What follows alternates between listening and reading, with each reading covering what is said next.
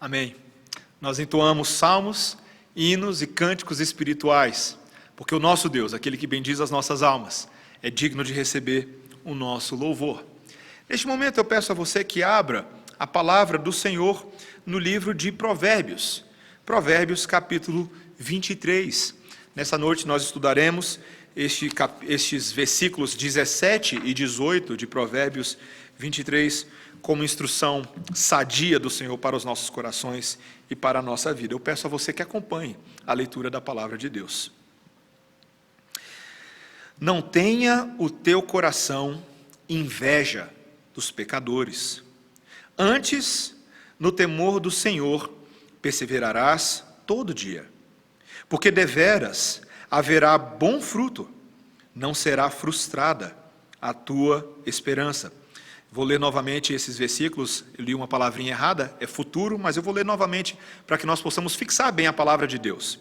Não tenha o teu coração inveja dos pecadores.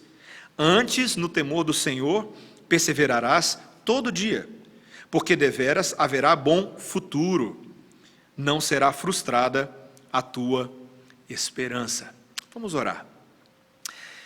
Senhor Deus, ó Espírito Santo, ilumina nossas faculdades espirituais para apreendermos a Tua lei, ouvirmos a Tua voz e obedecermos a Tua vontade, em nome de Jesus.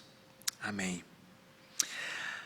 A expressão pecado capital ou pecados capitais é algo que há muito tempo se popularizou dentro da nossa cultura para refletir aquelas transgressões ou referir aquelas transgressões ou vícios que lideram sobre todos os outros.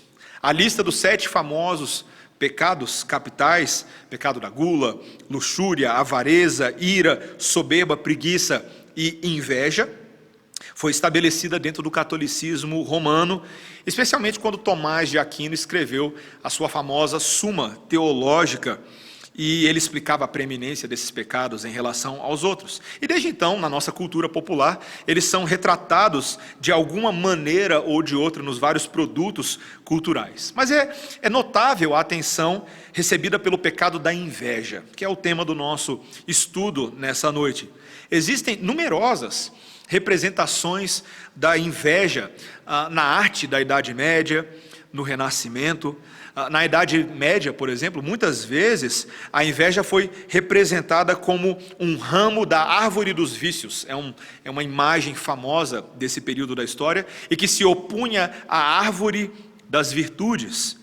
Na própria Idade Média começaram a surgir algumas representações antropomórficas que personificavam a inveja ou pelo menos mostravam as pessoas que eram vítimas da inveja, pessoas vivas, mas que às vezes eram representadas numa espécie de inferno físico e padeciam de todos os tormentos especificamente reservados aos invejosos. Uma dessas famosas pinturas de Giotto di Bione, o afresco chamado Inveja, representa justamente essa imagem de uma mulher velha, o rosto dela bastante enrugado, marcado de todas as maneiras, são tantas rugas e bolsas que parece que ela tem uma barba, e ela tem chifres como um diabo e orelhas bem grandes, que mostram a ideia de um invejoso que está sempre atento para ouvir tudo o que alimenta a sua própria paixão. E da boca dessa senhora sai uma serpente que se volta contra ela mesma e pica a sua própria testa. Uma cena muito, muito interessante, mostrando que o invejoso é a principal vítima de si mesmo. E essa mulher tem os olhos vendados, que indicam a cegueira dela, a inabilidade de perceber a realidade de fato como ela é.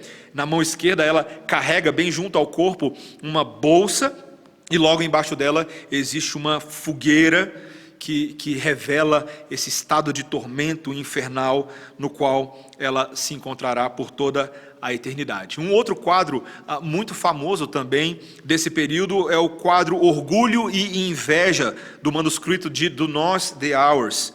ela é representada, a inveja, como uma dama de azul da corte real, em roupas modestas, sem muitas joias adornadas, mas ela está sentada sobre um lobo, e ao lado dela o rei, cujo nome é Orgulho, e eles têm um olhar hipócrita, um olhar de falsa modéstia, e eles têm um olhar de desprezo por todos aqueles que se opõem aos seus interesses particulares, e os animais ali, o lobo e o leão, que representam a inveja e o orgulho, representam a ferocidade e a crueldade do avanço desses pecados sobre a sociedade.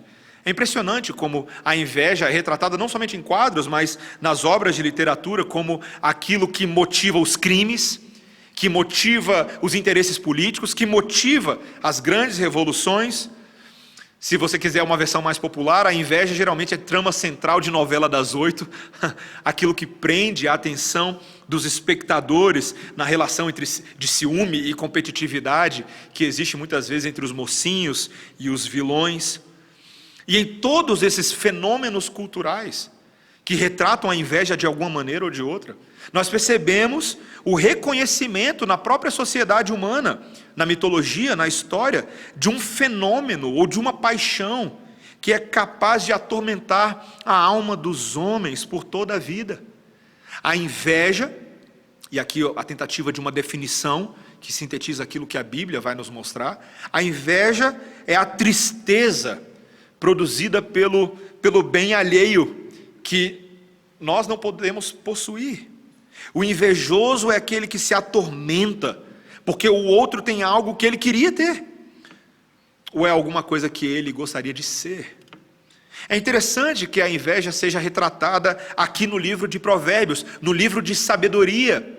Veja que quando nós lemos aqui no versículo 17, novamente veja comigo, logo no início, não tenha o teu coração inveja dos pecadores. O primeiro princípio que o sábio Salomão está tentando nos ensinar é que aquele que é falto de sabedoria se expõe às tentações da inveja e da cobiça. E esse é o nosso primeiro ponto do sermão nessa noite. Aquele que é falto de sabedoria se expõe às tentações da inveja e da cobiça. Isso não é coisa nova, meus irmãos. Isso é algo que vem atazanando a sociedade e a humanidade desde os primórdios dos tempos. Quando nós olhamos o pecado original cometido por Adão e Eva, nós vemos justamente a ausência de sabedoria deles, a ausência de discernimento que permitiu que a serpente despertasse em Eva a inveja em relação a Deus. Ela garantiu a Eva que caso ela comesse daquele fruto proibido, ela e Adão seriam como Deus. E uma vez que essa transgressão foi consumada, e esse casal foi banido da presença do Senhor, desde cedo manifesta-se a inveja na raiz dos pecados. O primeiro crime cometido por Caim contra o seu irmão Abel é uma plena expressão de inveja. E é justamente isso que a inveja faz com as pessoas. A inveja não somente causa tristeza por aquilo que não se possui, mas ela também se esforça para privar o outro daquele bem que ele possui, ainda que esse primeiro não possa vir a possuir o mesmo bem, mas somente pela satisfação de não ver o outro se tornar superior ou ter algum tipo de vantagem. Meus irmãos, a verdade é que desde os primórdios a inveja tem exercido o seu papel danoso, o seu papel amaldiçoador na sociedade e em todas as sociedades humanas. E eu gostaria que você considerasse não somente a natureza do pecado da inveja, mas aquilo que se perde quando a inveja ela é implementada. O que vem junto com o pacote da inveja? Veja, novamente, pense com o que aconteceu com Adão e Eva. Anteriormente, o homem gozava de comunhão com um Deus santo. Ele estava constantemente na presença de Deus. Ele partilhava da sua essência moral. O homem tinha à sua mão todos os recursos que essa criação poderia nos oferecer. E ele desfrutava de um relacionamento harmonioso com os outros seres humanos. Mas foi justamente quando ele cobiçou ter aquilo que ele não precisava ter, aquilo que não era necessário, porque ele já possuía tudo. Foi então que, não somente ele não alcançou aquilo que a serpente prometeu, mas ele perdeu tudo o que ele tinha antes. É isso que a inveja faz. Ela amarga o nosso relacionamento com Deus, ela amarga o nosso relacionamento com o próximo, ela amarga o nosso relacionamento com a criação, e nós ficamos completamente sós e perdidos. E nessa solidão que nos encontramos da inveja, ela acaba nos enchendo de dor e de ressentimento por alguém que esteja usufruindo de algum privilégio que nós não estamos. O pastor Jerry Bridges, ele certa vez descreveu que normalmente a inveja, ela nos tenta em duas grandes áreas da nossa vida, na nossa experiência cotidiana. Primeiro, nós somos propensos a invejar as pessoas com quem nós mais nos identificamos. E segundo, nós somos propensos a invejá-las nas coisas que nós mais valorizamos. E aí ele conta uma história muito interessante, que ele ficou sabendo que uma amiga dele, que escrevia tantos livros quanto ele mesmo escrevia, o pastor Jerry Bridges já faleceu, que ela vivia recebendo convites para dar palestras pelo mundo afora. E quando ele tomou conhecimento disso, ele pensou, mas eu escrevo tantos livros como ela, por que não estão me fazendo convites desse tipo? E ele percebeu que ele a invejava justamente por causa desses dois motivos. Ambos pertenciam ao mesmo campo de ensino e literatura, que é uma área que ele valorizava muitíssimo. E ambos tinham o mesmo grau de projeção, não eram assim tão famosos, mas ela recebeu o privilégio e ele não. E o engraçado é que ele conta que ele nem gostava de viajar para fora do país, ele tinha pavor de aeroporto, não dava conta de imigração, não queria ter que lidar com idiomas estrangeiros, mas mesmo assim ele foi tentado a invejá-la por ela ser mais reconhecida do que ele. Meus irmãos, esse padrão do pecado em nós, ele é muito curioso. Nós não tendemos a invejar pessoas que têm habilidades completamente diferentes da nossa. Talvez você fale assim, eu não invejo grandes artistas, empresários ou grandes profissionais bem-sucedidos. Essas pessoas que são inalcançáveis, às vezes são inalcançáveis demais. Mas nós nos comparamos àqueles que são mais semelhantes a nós.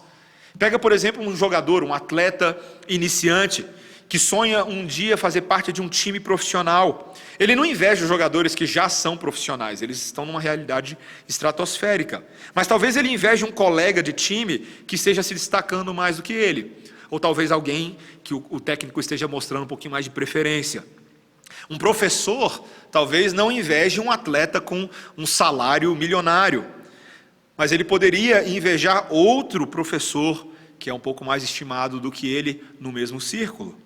O pastor de uma igreja pequena pode não invejar o Augusto Nicodemos ou o Hernandes Dias Lopes, mas ele pode invejar o pastor do mesmo bairro, cuja igreja está experimentando um pouco mais de exposição, um pouco mais de crescimento do que a dele. Pais invejam outros pais. É interessante pensar nisso, né? Agora que eu me tornei pai de 2 anos para cá, essas dinâmicas da paternidade são muito curiosas. Pais podem acabar invejando outros pais quando os filhos do outro são melhores alunos ou melhores atletas do que os seus, ou quando eles são aprovados em instituições de ensino de renome. Meus irmãos, o que é interessante deste padrão de pecaminosidade é porque nós acabamos invejando até quem não merece inveja.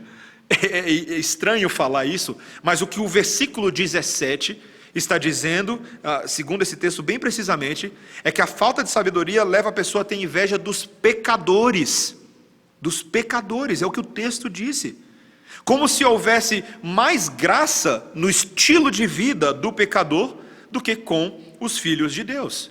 E nós sabemos que isso faz parte da experiência humana, quando aqueles que pertencem à aliança de Deus olham para os de fora, e parece que os de fora estão gozando de mais benesses e mais alegrias nessa vida. Um salmo que fala muito disso é o Salmo de número 73, quando o salmista ali questiona Deus por causa da prosperidade dos ímpios. Ele diz exatamente lá no Salmo 73, versículo 2, ele diz: quanto a mim, porém, quase me resvalaram os pés. Pouco faltou para que eu não desviasse os meus passos, porque eu invejava os arrogantes, ao ver a prosperidade dos perversos. E ele continua relatando lá no Salmo, ele fala assim, olha, para eles não há preocupações, o corpo deles é sadio, o meu corpo aqui está caindo aos pedaços. Eles não partilham das canseiras dos mortais nos seus confortos, eles não são afligidos como outros homens. Daí a soberba que os cinge como um colar e a violência que os envolve como um manto. Eis que estes são os ímpios e sempre são tranquilos e aumentam suas riquezas. Meus irmãos, isso pode não ser exatamente verdade, mas na experiência humana, na percepção falível do salmista, é assim que ele vê os ímpios. Aqueles que não pertencem a Deus, que não se pautam pela lei de Deus, muitas vezes parecem mais prósperos, mais saudáveis e mais felizes do que os crentes. Então aí as mídias sociais para não me deixar mentir. Se você tem uma conta no Instagram ou você tem uma conta no Facebook, você tem a impressão de que tem muito ímpio que é mais feliz do que crente, por causa do tipo de foto ou por causa do tipo de postagem. Mas, meus irmãos, o que esse texto está nos dizendo é que o engano maior é achar que a prática do mal que os pecadores praticam é coisa boa, que os caminhos corruptos pelos quais muitas vezes eles adquiriram suas riquezas e suas benesses, que essas coisas trarão satisfação, que essas coisas trarão um senso de completude e de identidade. O próprio livro de Provérbios trata, por exemplo, logo nos capítulos iniciais, desse personagem de um jovem tolo. Um jovem que inveja os seus colegas que praticam a violência, que fazem crueldades com os inocentes. Mas esse jovem quer se assemelhar a eles. Ele quer ser da patota famosinha da escola. Já viu isso antes? Se você nunca viu isso na sua escola, você já deve ter visto isso em filme. Mas o sábio alerta aquele jovem que isso é armadilha de morte.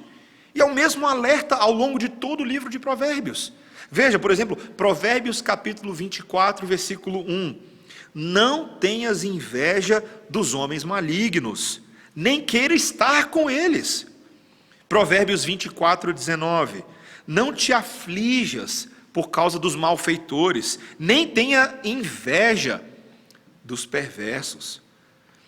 Meus irmãos, infelizmente, para o nosso coração difícil, às vezes é muito fácil invejar aqueles que desprezam a lei de Deus, que progridem sem serem prejudicados pela responsabilidade que eles deveriam ter com a lei de Deus.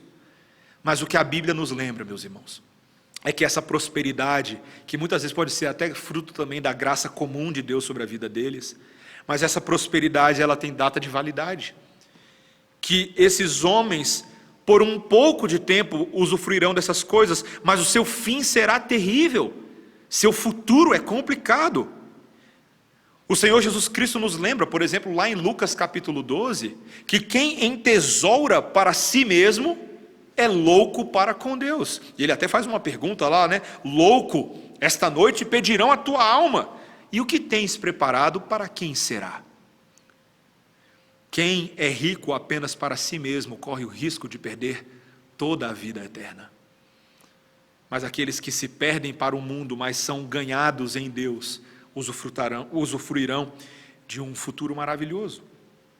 Meus irmãos, nós precisamos ter muito cuidado com as invejas e os ciúmes com as coisas deste mundo. Essas coisas são muito sutis no nosso coração e você precisa fazer uma investigação da sua alma. Muitas vezes nós estamos atormentados à toa, porque nos guiamos pelas ambições e pelos impulsos daquilo que não temos, mas queremos ter. E muitas vezes, eu lembro de, há um tempo atrás, estar assistindo um documentário norte-americano sobre um fenômeno curioso que acontece nos Estados Unidos chamado hoarder, ou hoardism, que é a ideia de pessoas que coletam coisas dentro de casa e entulham suas casas com coisas que elas compram, porque elas veem que os outros têm, ou elas veem em propagandas de televisão, e eles se tornam verdadeiros hoarders, é a palavra que se usa em inglês. Gente que não consegue nem ter espaço na sua casa para guardar tanta tranqueira, mas também não consegue jogar fora, porque o seu coração está viciado e idolatra aquelas coisas materiais que não têm valor eterno, mas que aparentemente lhe conferem algum tipo de status, algum tipo de felicidade. Pare para pensar se você não faz o mesmo na sua casa. se você não foi motivado a comprar algumas coisas, a se matricular num tipo de curso, a perseguir algum tipo de projeto, simplesmente porque você viu alguém fazendo, mas você sequer pensou se era necessário fazer aquilo, se era justo ou se tinha alguma utilidade para a sua vida. E isso cria no nosso coração um senso profundo de decepção, mas não conseguimos fugir desse vício, dessa idolatria, dessa teia de invejas que faz com que muitos homens sigam em frente. Meus irmãos, como combater algo que parece ter raízes tão profundas no nosso coração? Esse é o segundo e último ponto do nosso sermão. Se por um lado nós vimos claramente no nosso primeiro ponto que aquele que é falto de sabedoria se expõe às tentações de inveja e à cobiça, em segundo lugar, o temor do Senhor é garantia de contentamento e suficiência. É o que ele diz ainda no versículo 17. Veja, ele diz: não tenha o teu coração inveja dos pecadores. Antes, no temor do Senhor, perseverará todos os dias. Todo dia. Dentro da estrutura da poesia hebraica e da maneira como o livro de Provérbios é escrito, o temor do Senhor com perseverança é o oposto de um coração cheio de inveja. Meus irmãos, é muito interessante perceber essa teologia do temor do Senhor nas Escrituras, como ela é robusta. Temor do Senhor não é somente medo ou temor de Deus, mas é também todo o estilo de vida que se contenta no Senhor e se vê suficiente nele, em vez de viver uma vida ciumenta, uma vida invejosa. É como se o salmista, o sábio estivesse falando que nós devemos nos alimentar deste prato da sabedoria divina que enche a nossa alma e nos deixa satisfeitos e estufados com a bondade e a sabedoria de Deus. Aquele que teme a Deus, coloca para dentro do seu coração aquilo que realmente supre, aquilo que realmente sustenta as promessas de vida do Senhor, que vão além das questões desse mundo. Esse é o caminho que incorpora uma verdadeira esperança para o presente e uma esperança também para o futuro, para todos aqueles que são piedosos. Veja o versículo 18, olha o que ele diz: porque deveras haverá bom futuro, não será frustrada a tua esperança. Veja, embora Provérbios aqui não explique exatamente para a gente qual é a natureza desse futuro, dessa palavra futuro, que aparece até em outros versículos de Provérbios, mas o encorajamento para andarmos no temor do Senhor é que toda a nossa vida futura, seja a vida futura logo adiante, daqui a uma semana, daqui a um ano, daqui a 2 séculos, por toda a eternidade, gozará do benefício do Senhor. Nós não nos frustraremos na esperança do temor do Senhor. É isso que a Bíblia nos garante. E a Bíblia quer reforçar isso para a gente, em contraste com esse padrão invejoso dos pecadores, e com o padrão materialista e consumidor desenfreado deles. Veja, quantos versículos no próprio livro de Provérbios falam exatamente disso? Deixa eu tentar te dar uma amostra. Provérbios 24:14. Então, sabe que assim é a sabedoria para a tua alma. Se a achares, haverá bom futuro, e não será frustrada a tua esperança. Também nós vemos, por exemplo, esse mesmo tipo de esperança no livro dos Salmos, que fala muito também nos Salmos de sabedoria, os Salmos de sapiência, que falam exatamente sobre esse tipo de contraste. Salmo 37, versículos 9 a 11. Porque os malfeitores serão exterminados, mas os que esperam no Senhor receberão a terra, possuirão a terra. Mais um pouco de tempo e já não existirá o ímpio. Procurarás o seu lugar e não o acharás. Mas os mansos herdarão a terra e se deleitarão na abundância da paz. Também o Salmo 37, versículos 37 a 38. Observa o homem íntegro e atenta no que é reto, porquanto o homem de paz terá posteridade. Quanto aos transgressores, serão a uma destruídos. A descendência dos ímpios será exterminada. Você vê o contraste claríssimo nas Escrituras entre o fim daquele que deposita a sua confiança nas coisas desse mundo e aquele que deposita a sua confiança no Senhor e se vê contente nele. É claríssimo. Meus irmãos, não tem nem como a gente começar a comparar. Não existe base de comparação. Para falar a verdade, a Bíblia começa a mostrar uma coisa até irônica para a gente, que a confiança em Deus, aquele que vive num estado de plenitude no Senhor, de harmonia, de paz e de suficiência no Senhor, ele acaba gerando uma situação muito irônica. Os ímpios passam a ficar enciumados e cheios de inveja contra os piedosos, porque eles não podem obter aquilo que só os piedosos podem ter, aqueles que estão no Senhor. Talvez a ilustração mais clássica que eu consiga me lembrar é o ciúme perverso que o rei Saul teve de Davi. Você lembra disso? Depois que Davi matou Golias, as mulheres de Israel cantaram: Saul feriu milhares, mas Davi 10 milhares.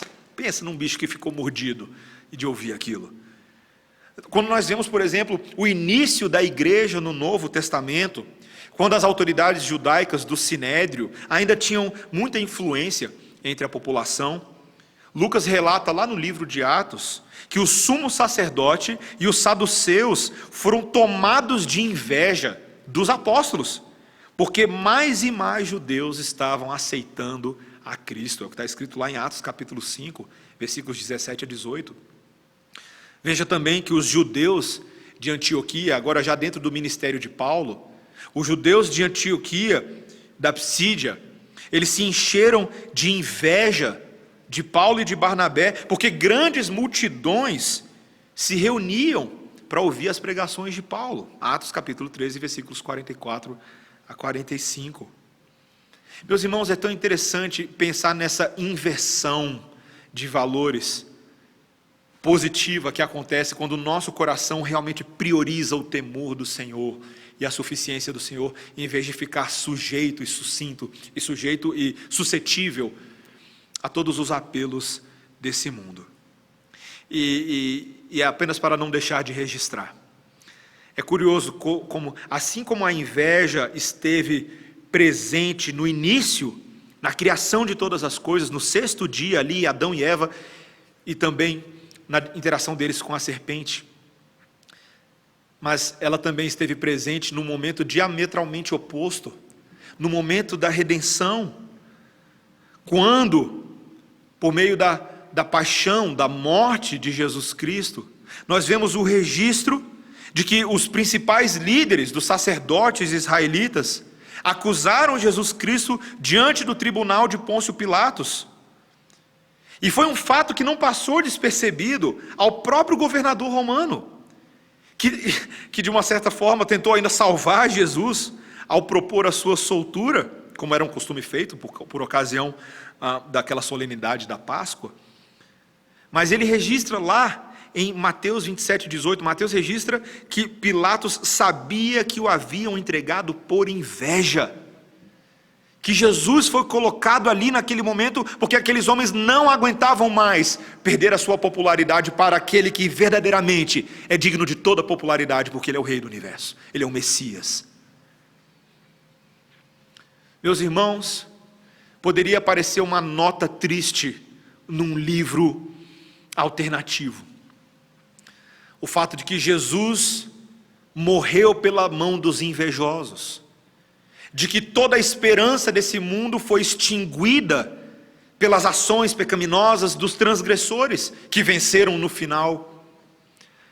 Mas é tão impressionante pensar, meus irmãos, que Deus é tão soberano, a ponto de usar inveja para trazer vida. Não que justifique o pecado de ninguém, aqueles homens eram responsáveis pela inveja e pelo conluio com o qual mataram o Senhor Jesus Cristo, mas foi por meio desses atos que Cristo triunfou sobre a inveja e sobre a morte.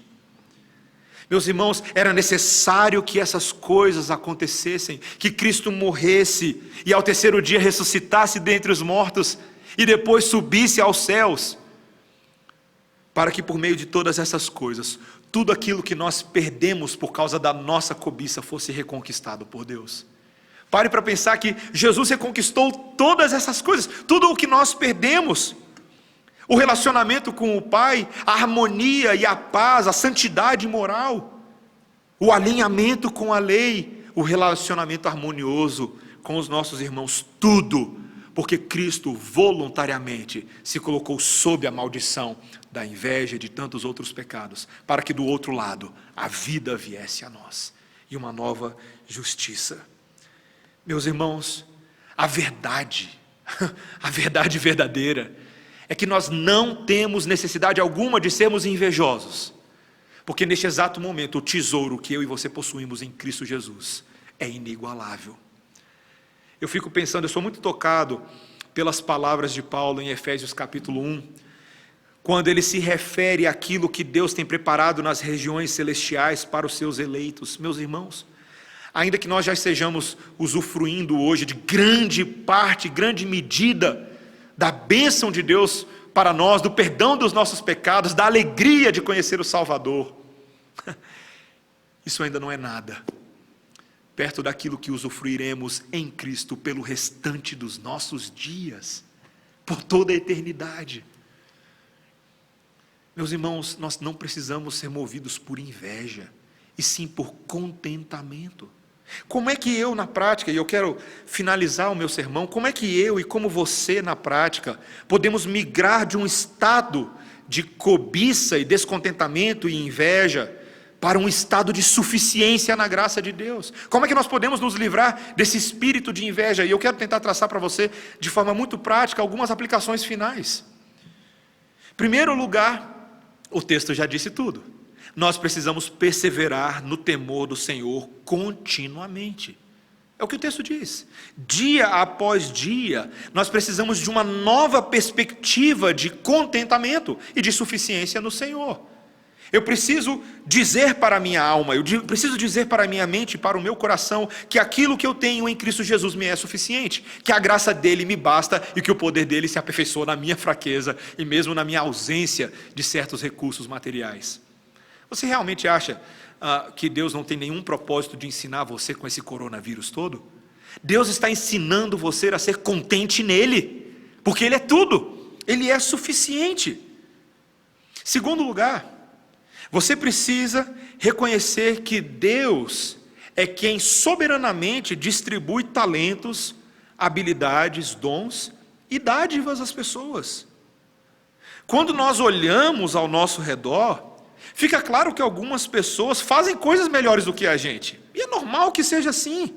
Alguns tocam violão melhor do que você. Alguns trocam lâmpada melhor do que você. Alguns cantam melhor do que você. Alguns são ótimos vendedores de carro. Alguns pastores são excepcionalmente talentosos, e eu sei disso muito bem. Algumas pessoas são mais habilidosas em certos ofícios manuais ou intelectuais, e isso é bom. Porque Deus concebeu o mundo assim, na multiforme graça e na diversidade das habilidades e dons, para que o mundo seja rico na expressão da glória de Deus. Quando nós temos inveja e ciúme daqueles que têm dons, habilidades e dádivas que nós não temos, nós estamos tirando Deus de cena e acusando Deus de ser injusto e maldoso.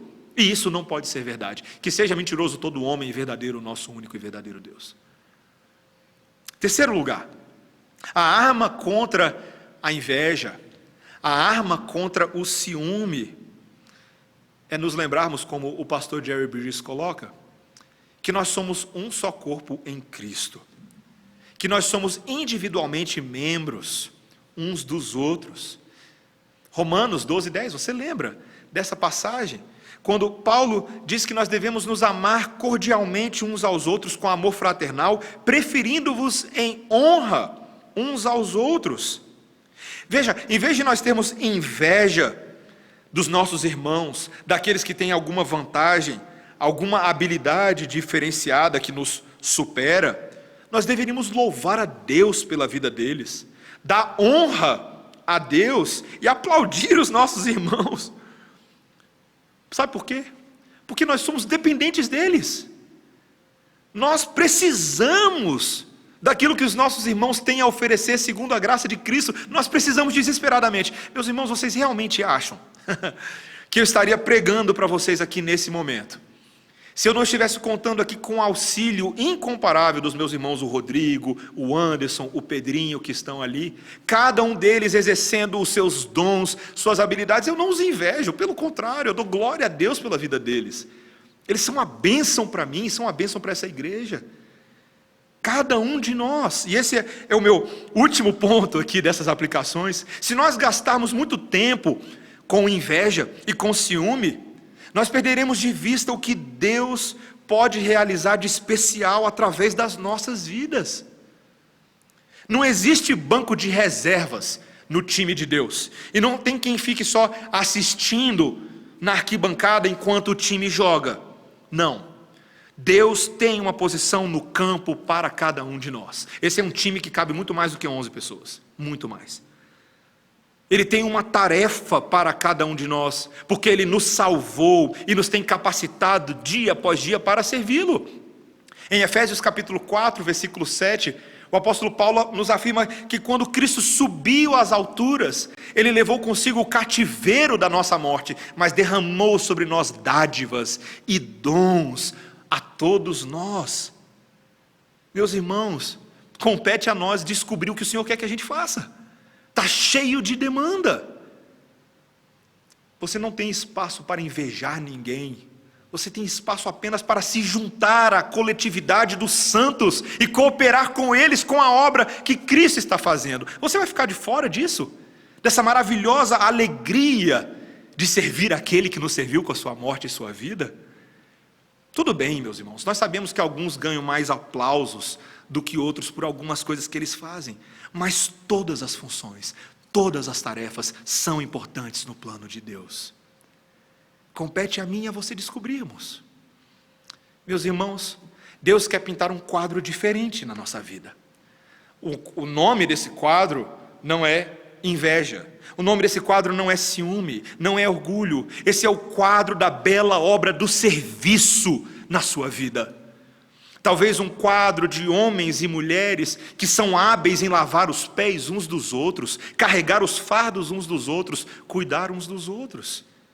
Não há espaço para invejarmos ou termos ciúmes de quem quer que seja.